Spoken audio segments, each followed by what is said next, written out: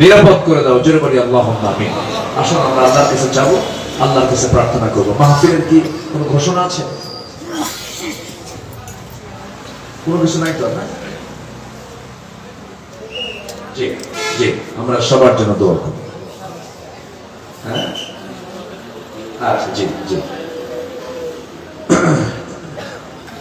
আল্লাহুম্মা আমিন।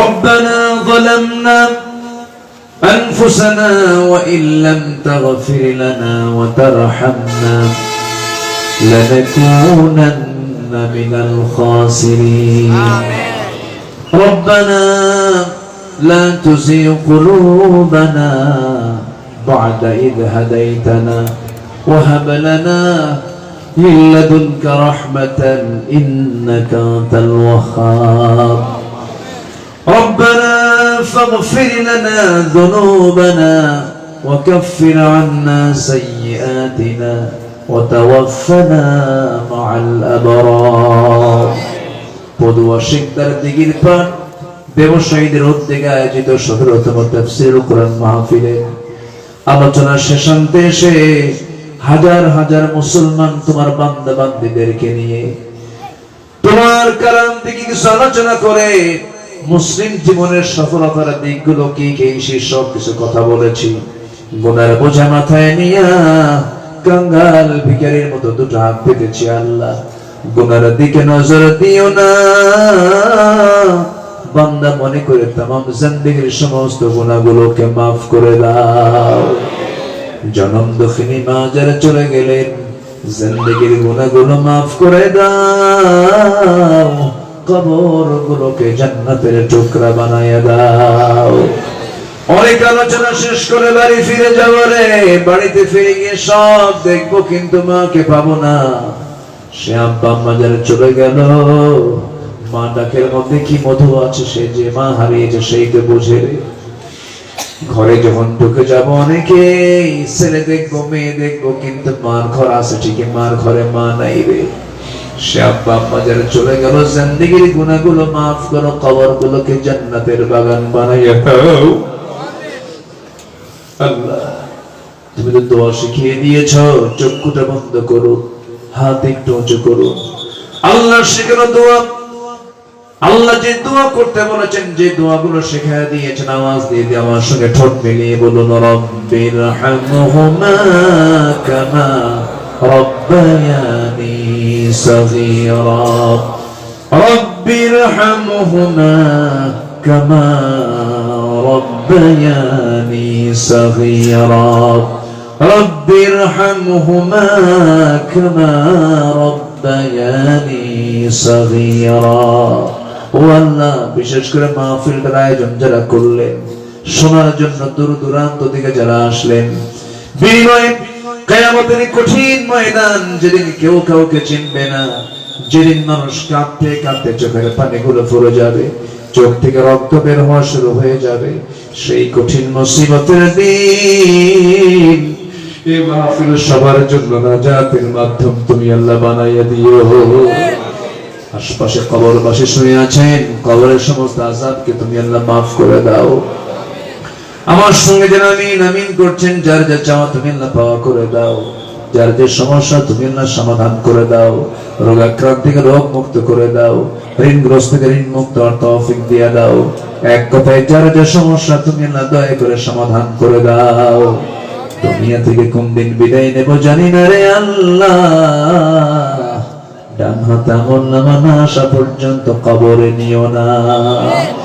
বাবা গেছে, মা গেছে, নানা গেছে, নানি গেছে, দাদা গেছে, দাদি বিদায় নিয়েছে, একদিন আমরা বিদায় নেব রে আল্লাহ। তোমার কাছে ফরিয়াদ করি, তোমার পছন্দের বান্দা না হওয়া পর্যন্ত আমাদের মরণ দিও না আল্লাহ।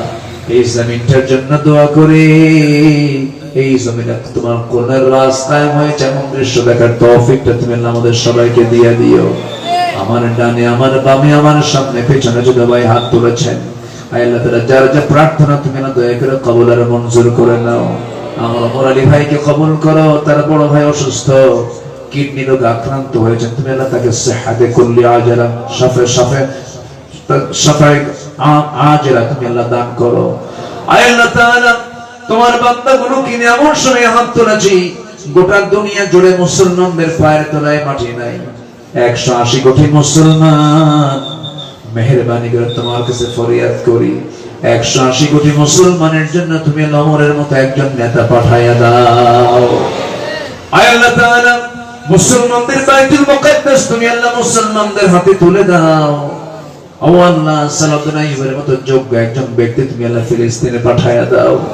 আয় আল্লাহ তাআলা ফিলিস্তিনের জনপদ, রক্তাক্ত জনপদ, আল্লাহ তোমার কাছে ফরিয়াদ করি আল্লাহ মেহেরবানি করে ফিলিস্তিনকে তুমি ইহুদি মুক্ত করে দাও। আয় আল্লাহ তাআলা এই দুনিয়া থেকে কোনদিন বিদায় নেব জানি না, ডান হাতে আমল নামা না আসা পর্যন্ত মরণ দিও না। চোখের সামনে কত মানুষ বিদায় নিলাম, আমি একদিন বিদায় নেব রে। যেদিন মরে যাব টান মেরে ঘর থেকে বের করে দেবে, জীবনের শেষ গোসলটা হয়ে যাবে রে। মরা মুখ সব থেকে থেকে চলে যাবে, টেনে হেঁচড়ে আমাকে নিয়ে চলে যাবে কবরের দিকে। কবরে শোয়া দেবে, বাঁশ চাপা দেবে, মাটি চাপা দেবে। 24 ঘন্টা লাগবে না, মাথার চুলগুলো খসে খসে পড়বে। মাথায় শ্যাম্পু দিয়েছি, তেল দিয়েছি, চুলগুলো পড়ে পড়ে মাথা ফাঁকা হয়ে যাবে রে। 3 দিন লাগবে না, চামড়াগুলো গলে গলে পোকার পেটের খাবার হয়ে যাবে। ও আল্লাহ মাত্র 7টা দিন পেটের নারী করে সব চোখ মুখ কান নাক বের হতে থাকবে, কিম্বত কিমাকার চেহারা হয়ে যাবে, কেউ আর চিনতে পারবে না। মাত্র 3টা মাস কবর খনন যদি করা হতো, ওই কবরে কয়েকটা হাড় ছাড়া কিচ্ছু পাওয়া যাবে না রে। এই তো দুনিয়ার নিয়ম। আল্লাহ তোমার কাছে ফরিয়াদ করি, তোমার পছন্দের বান্দা না হওয়া পর্যন্ত আমাদের কাউকে মরণ দিও না। মরণের সময় যখন চলে আসবে জবানে জারি করে দিও লা ইলাহা ইল্লাল্লাহু মুহাম্মাদুর রাসূলুল্লাহ। আসসালামু আলাইকুম ওয়া রাহমাতুল্লাহি ওয়া বারাকাতুহু। সংগ্রামী তাওহীদি জনতা, একটি বিশেষ